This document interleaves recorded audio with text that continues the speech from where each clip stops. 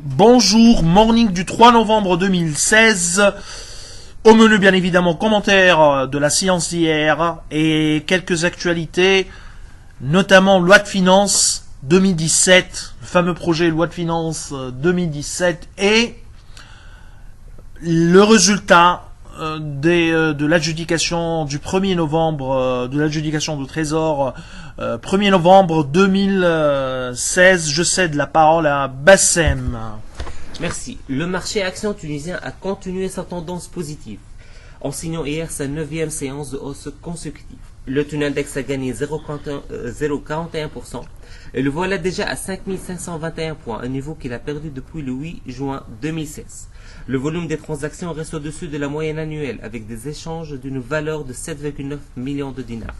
À l'instar de toutes les dernières séances, c'est Carta Cement qui s'est accaparé 31% des échanges et reste incontestablement la star du marché, même si elle a terminé la séance d'hier réservée à la baisse.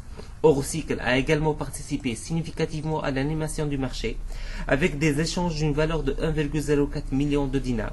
Rappelons que certains facteurs peuvent pousser le cours de la société à continuer sa tendance haussière, à l'image de l'appréciation attendue du dollar face au dinar, la révision à la baisse de l'IS pour les sociétés totalement exportatrices à 0% et la résistance de l'économie britannique post-Brexit avec un taux de croissance trimestriel de 0,5%, battant ainsi le consensus des économistes. Sur le podium d'hier, nous retrouvons Electrostar plus 5,9%, Assad plus 5,1% et la SCB plus 4,4%. Nous signalons la présence de Simpar dans le tableau des meilleures performances avec une hausse de 2,9%, alors que sa filiale Sokna a été parmi les principales victimes du jour, avec une chute de 4%. Ce n'est pas un paradoxe puisque nous apprécions la qualité de l'actif de la Simpar, qui a peu de stock de produits finis, alors que Sokna a visiblement quelques problèmes de commercialisation. Nous retrouvons également côté baisse certains titres peu liquides comme Alben et Alchimia, qui ont laissé chacune plus de 4% de leur valeur respective. Notons que l'activité des investisseurs étrangers a retrouvé un peu de couleur avec des achats d'une valeur de 727 000 dinars contre des ventes de 862 000 dinars. Je cède la parole à Kais.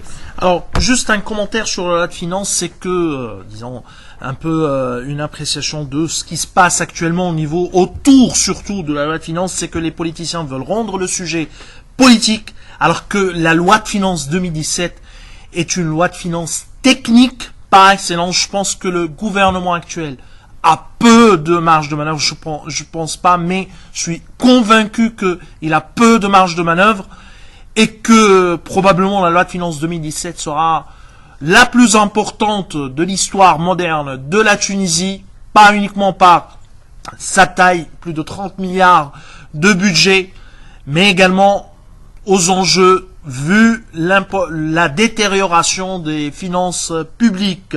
Alors, pour ce qui est du résultat du Trésor, de l'adjudication du 1er novembre, le montant levé est le plus faible depuis le début de l'année, parmi les montants qui ont été levés, bien sûr, hein, qui ont abouti avec des adjudications qui ont abouti, montant levé 116 millions de dinars.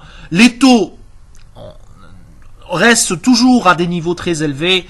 Taux moyen sur 2028, avec le montant le plus important à lever, c'est 110 millions de dinars à 7,792%. Donc, visiblement, l'État se refinance à des taux très très élevés.